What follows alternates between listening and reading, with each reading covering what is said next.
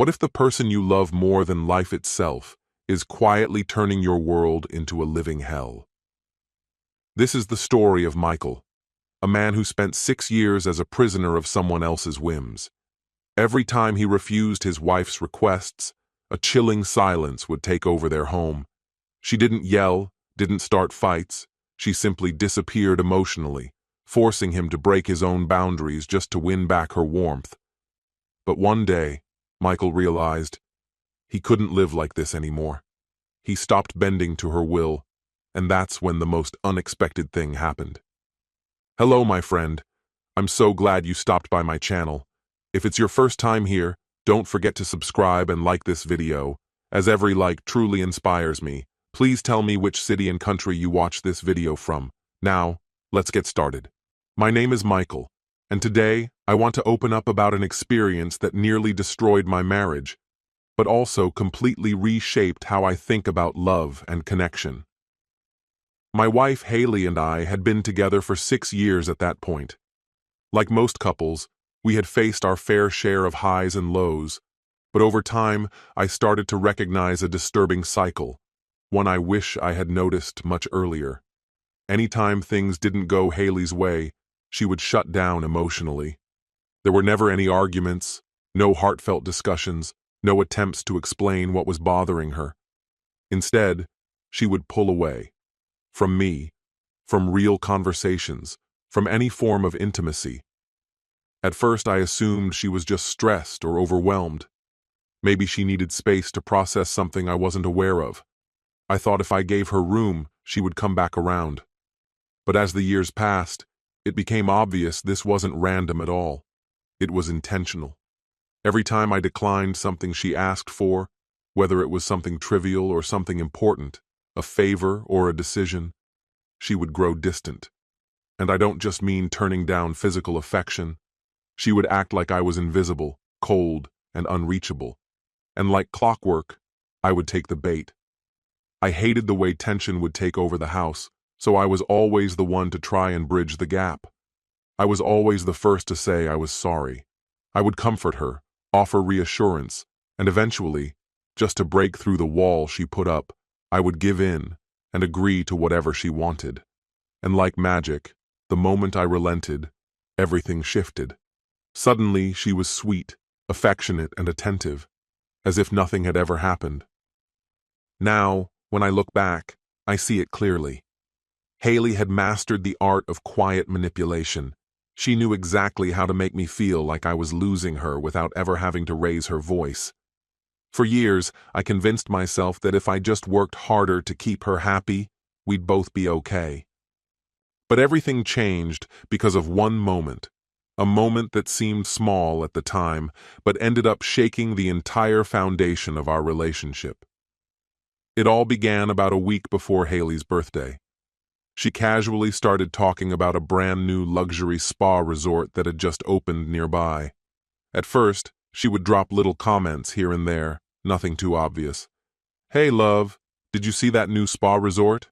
It looks amazing," she said one day. Or, "Sabrina went there last weekend. She said it was the best experience she's ever had." I just smiled and nodded, not thinking too much about it. Haley liked indulging in nice experiences, and I didn't mind that. But as the days went by, she kept bringing it up. Those casual remarks turned into more pointed suggestions. It was clear she was trying to plant the idea in my head, softening me up before she officially asked. I should have known where it was going. One evening, while we were watching TV, she casually slid her phone across the couch toward me. "Look at this place, babe. Isn't it gorgeous? We should definitely go," she said, her eyes watching me closely. I glanced at the screen. It was stunning. A 5-star resort, full spa packages, all-inclusive weekend getaway. But then my eyes caught the price, $1,000 per person. Immediately, my stomach dropped. I knew money was already tight, with bills stacking up, car repairs we couldn't delay, groceries and other surprise expenses. I took a deep breath, trying to find the right words to respond gently. "Haley, I just don't think we can afford this right now," I said quietly. The air in the room shifted instantly. I saw her jaw tighten, The spark in her eyes dimmed just slightly, but enough for me to notice. It was subtle, but I had seen it too many times before. "So, that's a no?" she asked, her voice flat and empty. I exhaled slowly, trying to stay calm. "I'm just saying, let's wait. Maybe later this year, when things are a bit easier." I wasn't shutting it down forever. I was trying to be realistic, but deep down, I knew it wouldn't matter. Haley let out a short, sharp laugh and leaned back on the couch, folding her arms across her chest. "Sure." "Later," she muttered under her breath, just loud enough that I couldn't miss it. "You always say that." And there it was, the reaction I had come to fear. The invisible wall going up between us, her way of punishing me without a single argument. We finished the show, but she didn't say another word to me, not even a glance in my direction. No confrontation, no explanation. Just that suffocating silence I knew too well. This was Haley's pattern. If she didn't get what she wanted, she wouldn't fight. She would vanish emotionally. And every time, I would be the one chasing after her, desperate to bring her back. I would apologize, even when I hadn't done anything wrong. I would search for ways to fix things, to restore peace, anything to avoid that crushing silence, the way she would turn away from me in bed, making me feel like I was sleeping beside a stranger. But this time, I promised myself I wouldn't give in. That night, as I got into bed next to her, I hesitated. Normally, we had a bedtime routine. I would slide my arm around her waist, and she would lean into me. It was our quiet way of connecting before falling asleep. But when I reached out to her that night, resting my arm gently around her, I felt her body stiffen. She immediately pulled away. "Not tonight," she whispered, her back still turned to me. I lay there frozen. I wasn't trying to start anything intimate. It was just a small gesture, something that had always been part of us. But even that simple touch was too much for her now. But tonight, something felt different. That's when it struck me. This wasn't just another rough day or fleeting tension. No, this was intentional. A cold, calculated silence meant to punish me for not giving her what she wanted. I lay there, staring blankly at the ceiling, thoughts swirling like a storm in my mind. How many times had I been caught in this endless loop? How often had I apologized for things I hadn't even done? How many times had I backed down, bought gifts to smooth things over, or swallowed my pride just to keep the peace in my own home? Too many to count. And that night, something inside me finally broke. I made a decision. I wasn't going to grovel for my wife's attention anymore. I was finished being the first to give in. If she wanted to keep playing these emotional games, she could play alone. Instead of bending over backward to please her, I chose, for the first time in a long time, to focus on myself. For years, I had poured everything I had into keeping things normal between us. Every time Haley pulled away, I would scramble to fix whatever I thought was broken, say whatever needed to be said, just to bring us back to some false sense of calm. Her moods ruled our house, and I had been living under that weight like a man in chains. But not this time. I wasn't going to keep apologizing for things I shouldn't own. I stopped waiting for her to decide when I was allowed to be happy. Instead, I started doing things that made me feel alive. I dragged out my old gym bag, covered in dust and memories, and went back to working out. But this time, it wasn't to impress her or win her approval. It was for me, because I missed feeling strong, like I had control over something. The soreness in my muscles became a quiet reminder that I was moving forward. I even joined a casual basketball game with some coworkers. Nothing serious, just a weekly thing. But it felt good. Good to run, to laugh, to be part of something that had nothing to do with my marriage. And then there was photography. How had I let that part of me disappear? Before Haley, my camera was practically an extension of my hand. I used to love capturing fleeting moments, strangers' faces, city lights dancing in the dark. But life had swallowed that passion whole, and I let it happen. Until now. I dug my camera out from where it had been buried and started shooting again. Anything that caught my eye. Sunsets bleeding into the sky, people lost in thought, cracks on the sidewalk. And with every photo I took, I felt like I was reclaiming the man I used to be. For the first time in years, I felt free. I wasn't walking on eggshells anymore. I wasn't obsessing over every look or sigh she threw my way. I wasn't hanging on her approval, waiting for her to decide when things were okay. If she wanted distance, she could have it. But I wasn't chasing after her anymore. And that's when I saw something start to change.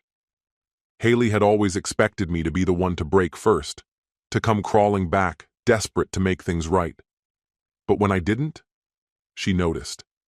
At first, she acted like she didn't care, but I caught her watching me, when I slung my camera over my shoulder and walked out, when I laced up my shoes for the gym. It was like she didn't know what to make of this version of me, this man who no longer revolved around her. Then came the night that flipped everything upside down. Haley had invited Miranda, a newer friend of hers, over for dinner. Normally, I would have sat quietly, let Haley lead the whole night. But not this time. This time, I was engaged, confident even, fully present in a way I hadn't been for a long time. And Miranda picked up on it. "So, Michael," Miranda said, tilting her head, eyes curious. "Haley mentioned you're into photography. You'll have to show me your work sometime." I met her gaze and smiled. "Yeah, I'd like that." It was a small thing, but I could feel the shift in the air. Miranda was definitely flirting, and I didn't shy away. I flirted back, subtle, nothing over the line, but enough to stir the room, enough for Haley to notice. Every time Miranda laughed at something I said, I caught Haley stiffening just a little. Every playful glance Miranda threw my way seemed to darken Haley's eyes. But the real blow came when Miranda stood to leave, gave me a sly grin, and said, "You know, Michael, you're way more fun than I expected. I can see why Haley married you." I watched Haley's whole body tense. For once, I wasn't orbiting her world, and suddenly, she was the one feeling off balance. She was feeling something she hadn't felt in a long time: competition. The next morning threw me for a loop. Haley was up before me, which was unusual enough, but then I smelled something coming from the kitchen, something I hadn't smelled in years. I walked in to see her at the stove, cooking. She turned around, smiled like nothing had happened, and slid a plate onto the table. "I made your favorite," she said sweetly. I raised a brow. "Thanks." I didn't overdo it. I didn't fall all over myself thanking her. I just sat down and ate. Over the next few days, she kept trying. She started putting on makeup, even when we had nowhere to go. She'd ask about my day, laugh at jokes she used to ignore, brush her hand against my arm as she passed, small, calculated touches, testing me, watching to see if she still had control. But this time, I knew how to play. I wasn't giving her the cold shoulder, but I wasn't running to her either. I didn't start conversations or reach out for affection. If she touched me, I barely reacted. If she flirted, I gave her a polite smile, but nothing more. And when we went to bed, I rolled away before she could get close. I wasn't being cruel. I was just done being manipulated. I was merely letting her feel a fraction of what I had carried for so long, and I could see that it was breaking her down. I sat on the couch, casually thumbing through my phone, when she entered the room and stopped right in front of me. At first, she said nothing. She shifted her weight uneasily, her arms wrapped tightly around herself as though holding herself together. After what seemed like an endless stretch of silence, she finally exhaled, a deep and weary breath. "It feels like we're drifting apart," she murmured at last. I looked up at her, saying nothing. This time, I wasn't going to be the one to fill the quiet. She lingered there, unsure, her eyes searching my face. After a long pause, she spoke again, softer this time. "Can we talk?" I placed my phone down and gave a small nod. "Yeah, let's talk." She swallowed hard, like she had to push the words out. "I miss what we used to be. I miss us." Leaning forward, I rested my elbows on my knees, my eyes locked on hers. "Haley, I love you. but I can't keep playing these games." Her eyes widened, her lips parting as if she was about to argue. "Games?" she whispered, almost in disbelief. "Yes," I said, my voice calm but unwavering. "The way you freeze me out. How you pull away whenever I don't meet every expectation you set." I took a slow breath before adding, "That's not love, Haley. That's control." She opened her mouth as though to defend herself, but no words came. She closed it again, and all that was left between us was silence. For the first time, I watched as something in her shifted, like she was seeing herself clearly for the first time. She had always been the one to hold the power, always assuming that if she retreated, I would chase her, eager to fix things. But this time, I didn't move. This time, I let the space stay between us. And now, she was the one feeling it. We sat in that heavy quiet for a long time. She stared down at her hands, nervously twisting her fingers, her whole body tense. Whatever she had expected from this conversation, it wasn't this. It wasn't me standing firm. And she knew that. It was the first small crack in the walls she had spent so long building around us. From that point on, something was different. It wasn't like everything magically got better overnight, but I could sense a shift. Haley stopped using affection as a weapon. The long, punishing silences, the way she would withdraw to manipulate me, all of that began to slip away. Not because I forced her to stop, but because she realized it no longer gave her control. She also stopped dismissing me with a roll of her eyes every time I disagreed. Before, if I ever stood up for myself, she treated it like an act of rebellion, like I was threatening her hold over us. But now she actually listened. We still had arguments, but she didn't act like my refusal to bend was a betrayal. And as for me, I finally understood that I deserved love without conditions. For the first time in what felt like ages, I felt like my voice mattered. I wasn't shrinking myself to avoid setting her off. I wasn't living in fear of her cold silences. By holding my ground, I gave us both a chance to start over. And slowly, our relationship began to heal. Of course, not every relationship has a happy ending like that. Not everyone is willing to change. But if you're with someone who uses love as a reward to be earned, who makes you work for their affection, ask yourself, is that really love? Or is it about control? Because real love doesn't need to be chased. It doesn't punish you. It doesn't make you feel like you're not enough. Real love is given freely. And for the first time in a long while, I finally knew what that kind of love felt like. This story has come to an end. True love is not a game of silence, manipulation, or a constant fight for attention. Love should never make you apologize for simply having your own opinion or setting boundaries. If you have to lose yourself just to keep the peace in a relationship, that's not love, that's dependency. Real relationships are built on respect, support, and honest communication, not on fear of losing the other person. Remember this: someone who truly loves you will never make you suffer to get what they want.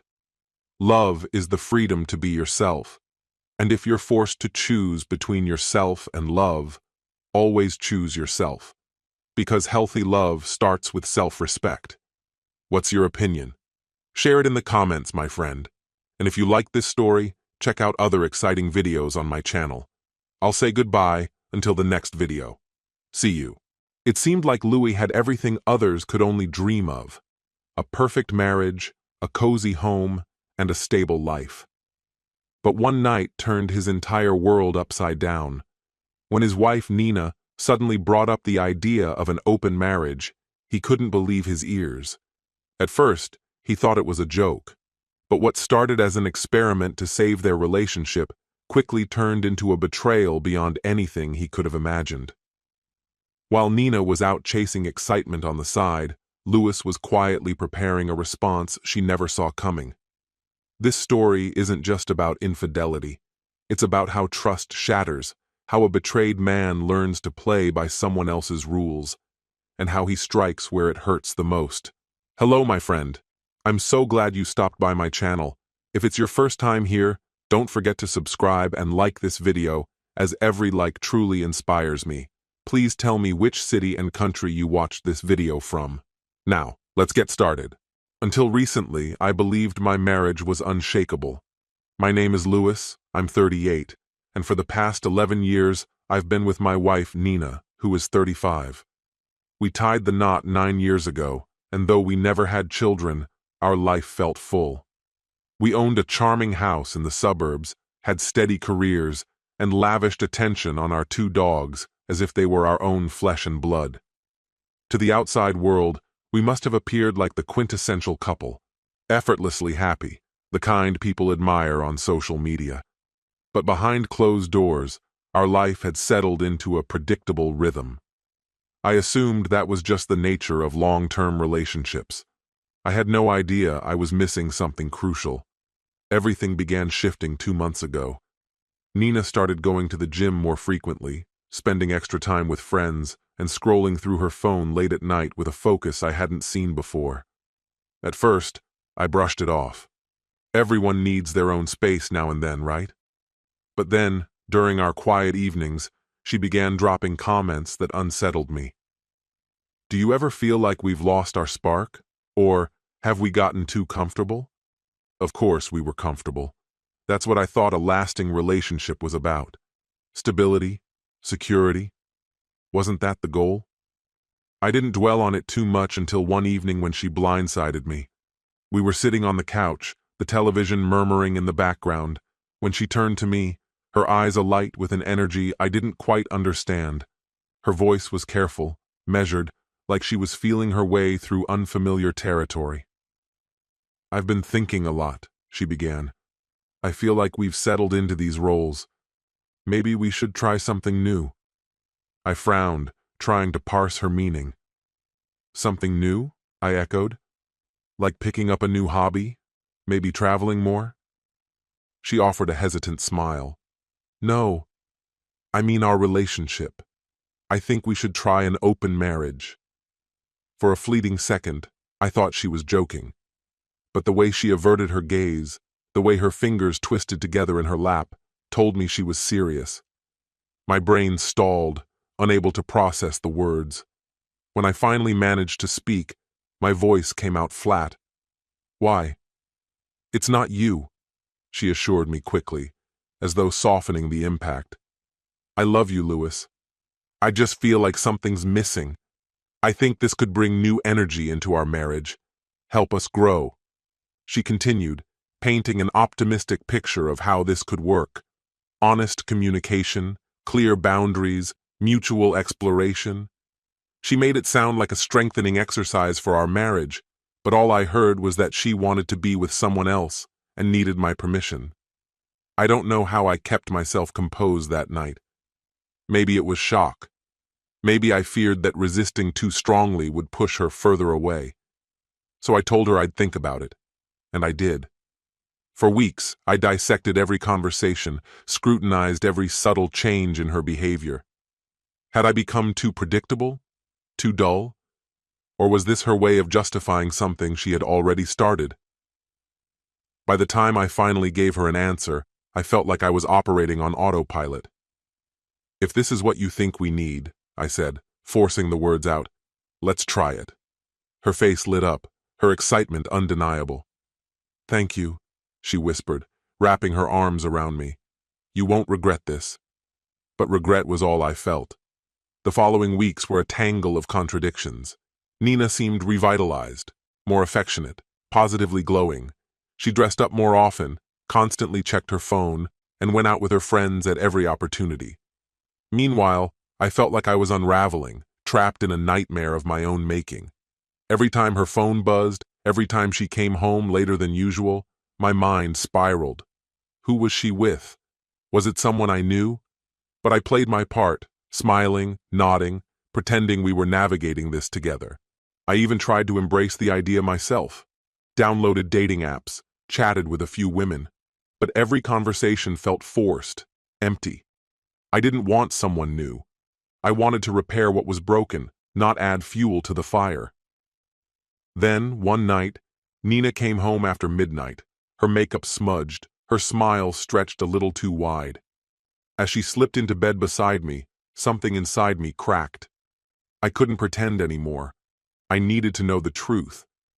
I began paying closer attention. Her phone habits, the way she spoke about her gym friends, her frequent late nights at work. Slowly, the pieces started falling into place. She hadn't been testing the waters. She had already plunged in. And that's when I realized, if she wanted an open marriage, she was going to get one, just not in the way she expected. Determined to keep a low profile, I set out to uncover the extent of her deception. It wasn't about curiosity anymore. It was about survival. I needed to know just how deep this went before making my next move. Her passcode remained unchanged, a sign she didn't think I'd be looking. Most of her messages had been wiped, and there were no overt signs of dating apps. But one name kept appearing in her WhatsApp history. Randy. Randy was a guy from her gym. I recalled meeting him once at a Christmas party, early 30s, covered in tattoos, exuding the kind of energy that suggested he lived for the gym. Their messages seemed ordinary at first, but the underlying tone was impossible to ignore, compliments that lingered too long. "You looked amazing today. Can't wait for Friday." And then there were the selfies. Nina in form-fitting leggings and a sports bra, posed deliberately, designed to entice. My stomach twisted. She hadn't been asking for permission to explore. She had already begun. And I was done playing the fool. A smoldering heat crept up my spine, but I forced myself to suppress it. This wasn't definitive, at least not yet. I needed concrete proof. So, with a sour taste lingering on my tongue, I started observing her, carefully noting every move she made. Her routine was predictable: office, gym, occasional evenings out with friends. But Fridays were different. She clocked out at 5, supposedly went straight to the gym, yet never returned home until well after 10.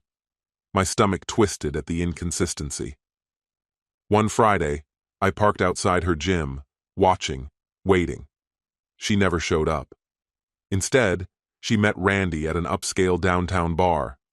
They stayed just long enough to down a couple of drinks before slipping out together.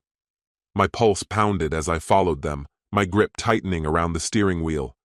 When they disappeared into his apartment, I remained in my car, torn between barging in and biding my time. I chose the latter. My phone buzzed.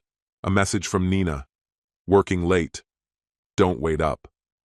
By the time she returned home that night, her hair immaculately in place, her alibi rehearsed, I had made up my mind. There would be no confrontation. Not yet. If she wanted to play this game, I would play it better. The following week, I decided to test the limits of her so-called open marriage. It was almost laughable how effortless it was. While Nina spent her nights entangled with Randy, I crafted a dating profile. Not for love, not for validation, but simply for companionship. And I found it. Melody was 28, an event planner with a sharp tongue and a wicked sense of humor.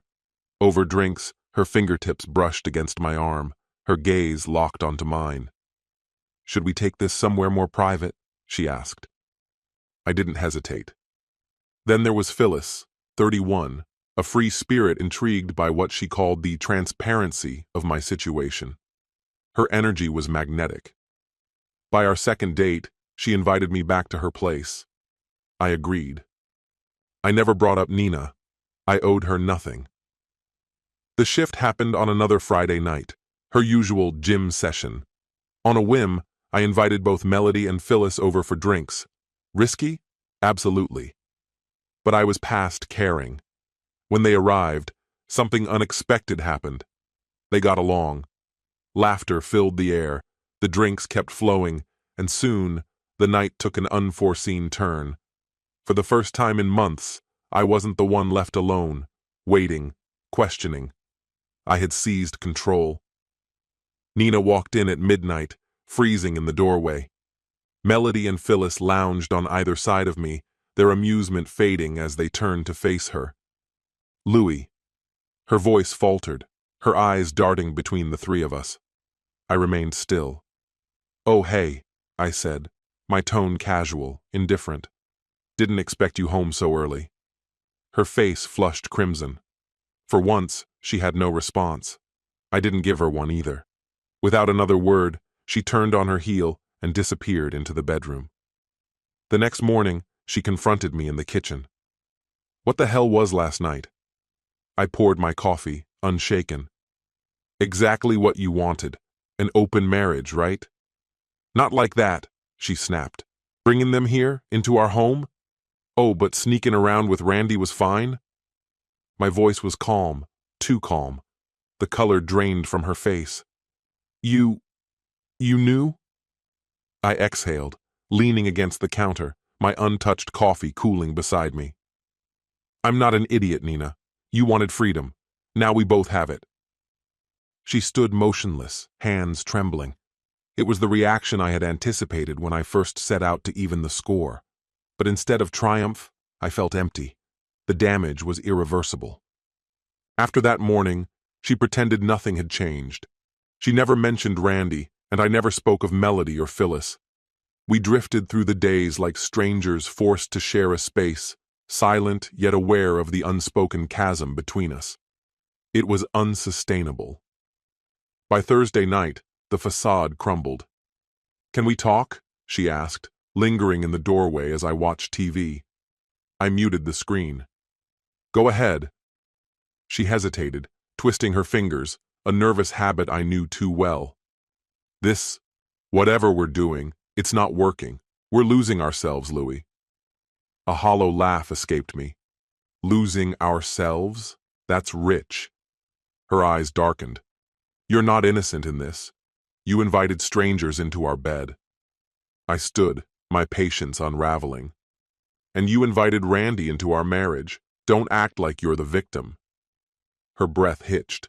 She stammered, How long have you known?" I met her gaze, unyielding. Long enough to see through every lie. And you know what? I almost let you believe you had the upper hand. But then it struck me. If you were set on dismantling our marriage, I wasn't about to just sit back and watch. No, I would make sure we destroyed it together. If it was going down, I'd help set the fire. Her eyes widened in shock. You? You orchestrated this? I shrugged, indifferent. Call it what you want, Nina. You insisted on an open marriage, so I gave you exactly that. Not as fun when the game turns on you, huh? For a long second, she simply stood there, rendered speechless. Then, without another word, she spun on her heel and stormed out the door. I didn't go after her. The next day, she skipped work, calling in sick. She locked herself in our bedroom and I let her stay there. But silence was never something that lasted between us. By the time night fell, I knew it was only a matter of time before she confronted me.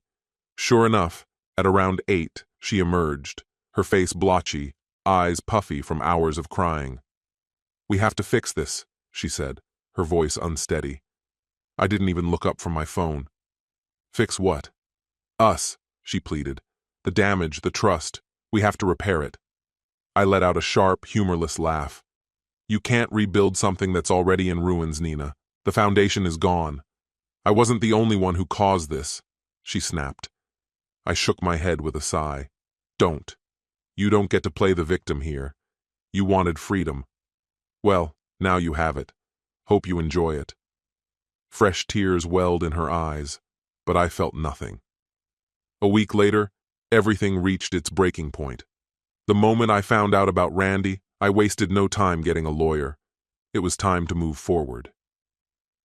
That evening, Nina came home to find a thick envelope waiting for her on the dining table. She picked it up, a frown forming. "What's this?" "Divorce papers," I said flatly. Her face crumpled as she flipped through the pages. "You're really doing this?" "I'm done, Nina. This isn't fair," she protested. "We can work through this, Louis. We can go to therapy." "No," I interrupted, my voice firm. "We can't. The moment you invited someone else into our marriage, you made your choice. You wanted a way out? Well, here it is." Tears streamed down her face as she begged, as she clung to memories of the good times, hoping I'd remember what we once had. But it was too late. I had spent months gripping onto something that had long since died, only to realize I was prolonging my own suffering. Nina had made her decision, and now it was time for me to make mine.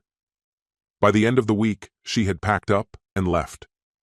The divorce was long and bitter, Nina fighting tooth and nail for more than what the prenup allowed. She kept insisting she had made a mistake, that she wanted to fix things, but I had stopped listening. I sold the house, severed ties with mutual friends, and started over. But fresh starts weren't as easy as I had hoped.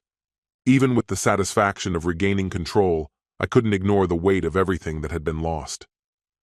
Nina moved in with Randy, but their so-called happiness was short-lived. Word eventually reached me. She left him after learning he had been cheating on her too. I felt no victory in that. As for me, I'm still picking up the pieces. Some days are better than others, but if I've learned anything, it's this. You can't move forward while clinging to the wreckage of the past, so piece by piece, I'm letting it all go. This story has come to an end. Any relationship is built on trust, respect, and honesty. Once these foundations collapse, the whole union falls apart. Playing the game of an open relationship won't save love if there's no loyalty or true desire to be together left in the heart. Betrayal, lies, and manipulation destroy not only your partner, but also yourself from within.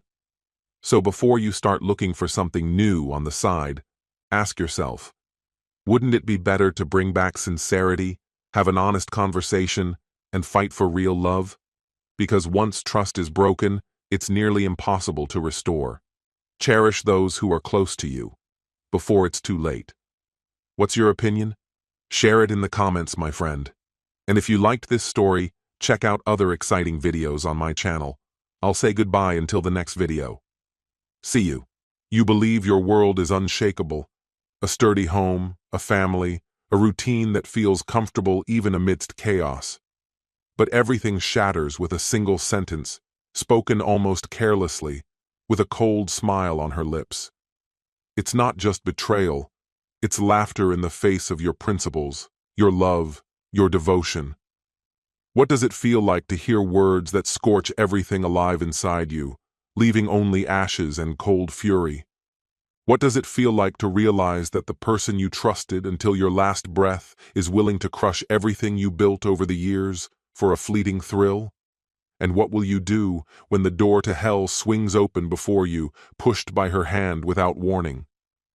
Hello, my friend. I'm so glad you stopped by my channel. If it's your first time here, don't forget to subscribe and like this video, as every like truly inspires me. Please tell me which city and country you watched this video from. Now, let's get started. People often say that trust is the cornerstone of marriage. For nearly a decade, I lived by that principle, pouring all of myself into my relationship with Lena, my wife, the mother of my children, the person I thought would stand beside me for life.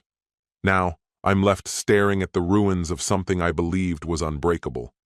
The unraveling of our relationship didn't start with fights or outright deception. No, it began with a seemingly ordinary conversation, one that spiraled into chaos I never anticipated.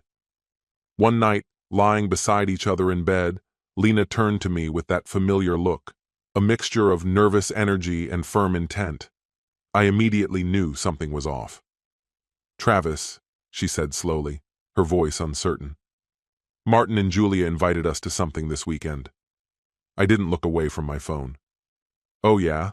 What kind of something?" I asked absently. There was a pause. She seemed to be summoning courage before she continued. "It's not your typical party," she said carefully.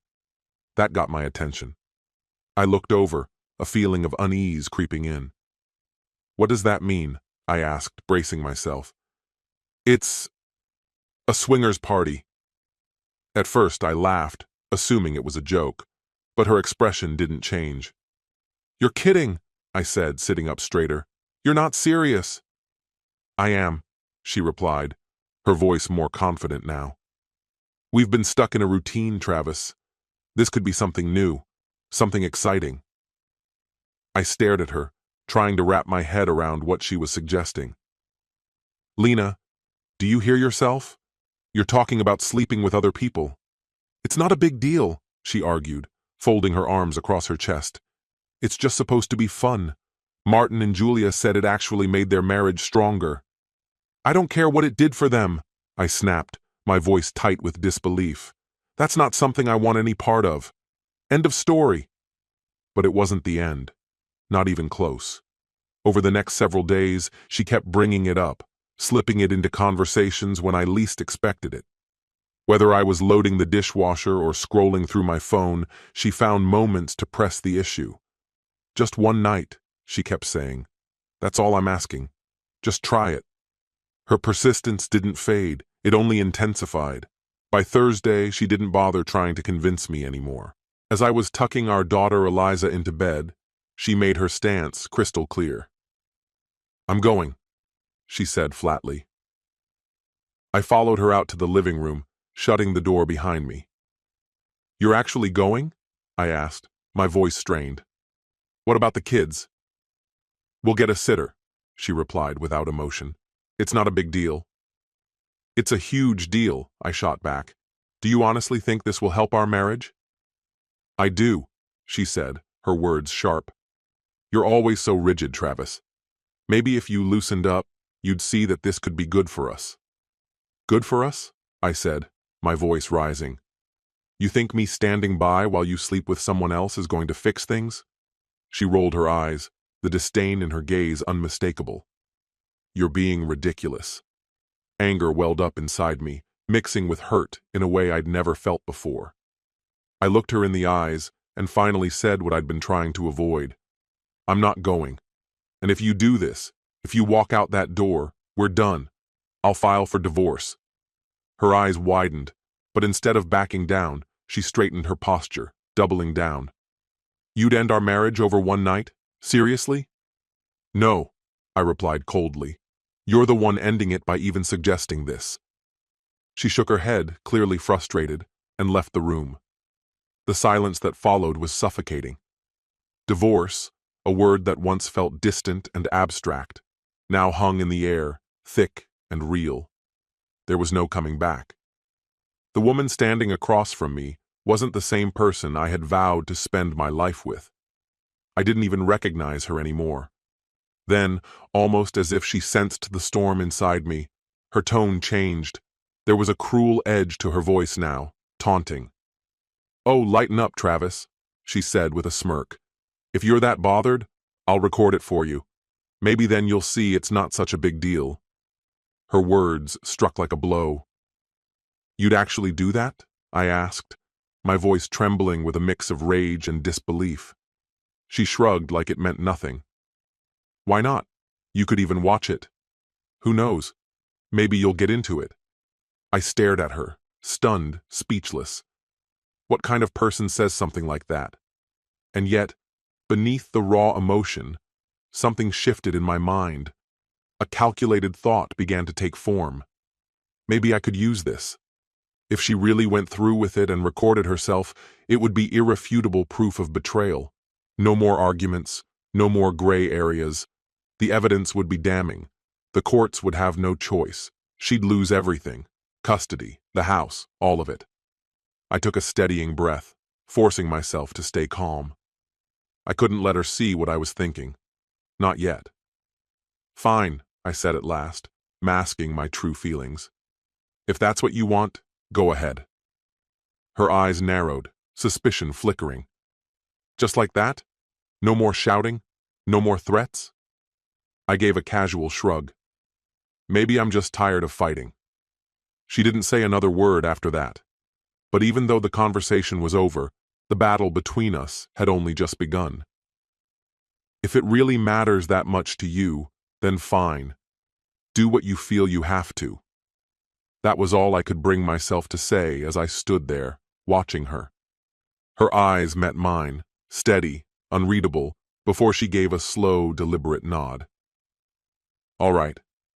I'm going, she said, her voice barely above a whisper. You don't need to worry about me, Travis. I know how to have a good time on my own. I didn't respond. There wasn't anything left to say. Without another word, she turned and walked out. The door shut with a soft but final click, and an eerie stillness settled over the room. That night, as I lay in bed, her words looped endlessly in my mind. Record the whole thing. I couldn't make sense of it. Not just that she was willing to be with someone else, but how casually she tossed the idea around, as if filming it made it somehow trivial. A joke. It wasn't just infidelity. It was audacious, cruel, unfeeling. If Lena was ready to cast aside everything we built for a night of reckless pleasure, then I was determined to ensure she carried the full weight of that decision. When the evening finally came, she looked stunning, dressed not like a wife going out for air, but like a woman headed to a date. Her black dress clung to her like it had been waiting for this exact moment. She slipped on heels I hadn't seen in ages and barely glanced my way as she reached for her purse. "I won't be back early," she said, voice light as a feather. "Don't forget your camera," I muttered, bitterness laced through the words like poison. She shot me a frigid glance but didn't dignify it with a response. And then she was gone. The second the door closed, I moved. I called my mom, and without giving her the full picture, asked if she could take Eliza and Brandon for the weekend. She didn't ask many questions. Within the hour, I'd packed their bags and dropped them off. Back at the house, I poured myself a strong drink and sank into the silence. My mind kept spinning, replaying the hours ahead of me, trying to prepare for what was coming. Anger and grief twisted inside me, but I forced myself to stay calm. This wouldn't last forever. Tomorrow, I'd have what I needed. And then, I'd start cutting her out of my life. Lena came home just after 10 the next morning. Her hair was a mess, makeup smudged beyond recognition, her dress wrinkled like it had been slept in. Yet she walked into the kitchen with a self-satisfied smirk, like nothing had happened at all. "So," she said, arching one eyebrow. I stared at her, my face unreadable. "So what?" She let out a short laugh, then pulled her phone from her bag like a magician revealing a trick. "I told you I'd film it," she said, holding it up like some kind of prize. "There. Now you can stop acting like it's a big deal. It didn't mean anything." Her indifference hit me harder than any confession ever could. I didn't trust myself to speak. I simply reached out, took the phone, and turned toward the stairs. "Wait. Where are Eliza and Brandon?" she asked suddenly, scanning the empty house. "They're with my mom," I said without turning. "Figured it was best they didn't see you come back like this." Her mouth opened as if to protest, but she caught herself and rolled her eyes instead. "Seriously, Travis? You're being dramatic. They wouldn't have even noticed." I didn't reply. I just kept walking. Upstairs, I clenched my jaw until my teeth hurt. In the quiet of our bedroom, I plugged her phone into my laptop and began copying the files. My hands trembled. Some small, desperate part of me still hoped it was all a bluff. But the moment the first video started loading, I knew it wasn't. Every clip was a blow to the chest. The way she laughed, the way she touched him, the casual dismissal of everything we'd built. It was all there, right in front of me. Every second tore another thread from the fabric of our life together. By the last video, I felt completely hollow. This wasn't just betrayal. It was contempt. A mockery of our marriage, our promises, and the family we had built. And yet, in that emptiness, something settled. A sense of clarity. There was no going back. I saved every file to a secure drive, triple-checked everything, then pulled myself together and went downstairs. I handed the phone back to her. She was lounging on the couch, scrolling through something, and took it from me with a smug smile, clearly mistaking my silence for surrender. "I hope it was worth it," I said, voice low and steady. Her smile faltered. "What's that supposed to mean?" "You'll understand soon enough," I replied, turning away before she could say another word. I walked into the kitchen, poured another drink, and sat down at the table. My eyes locked on the wall ahead, already picturing the next steps. I knew exactly what I had to do. Tomorrow, I'd contact a lawyer. And I did. By the end of the week, I had consulted an attorney, mapped out my legal strategy, and filed the divorce papers. The footage Lena had so flippantly handed me became a powerful tool, one that gave me the leverage I needed for full custody and a clean financial break. But Lena, in true fashion, still didn't get it. "You're blowing this way out of proportion," she scoffed when I served her the papers. "This is just a heat-of-the-moment thing." But it wasn't impulsive. It was the outcome of every careless decision she'd made. And for once, she was going to deal with the consequences. "You're just being emotional." "No, Lena," I said, my tone steady, firm. "This is what it looks like when I finally had enough." The kids were already staying at my mother's, so I packed a few necessities and joined them. I needed out, away from Lena, away from the mess. My mom's place became the only safe harbor, a quiet space where the kids and I could finally breathe. In the days that followed, it became painfully clear. Lena wasn't ready to face the fallout of her choices. Her mask of confidence began to crumble. The phone calls started, odd hours, trembling voice, pleading with me to give her another chance. Then one evening, she showed up at my mother's front porch, desperate to see our children. "Travis, I didn't mean for this to happen," she cried, her face soaked with tears. "I thought I was fixing things, not breaking them." "You shattered everything the moment you walked out," I told her, blocking the entrance. "You need to leave."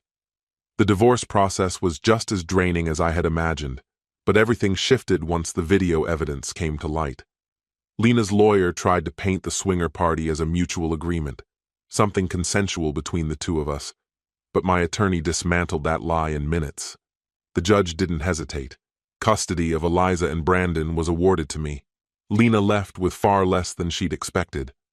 I moved into a small apartment. Not much, but it marked the beginning of a new chapter.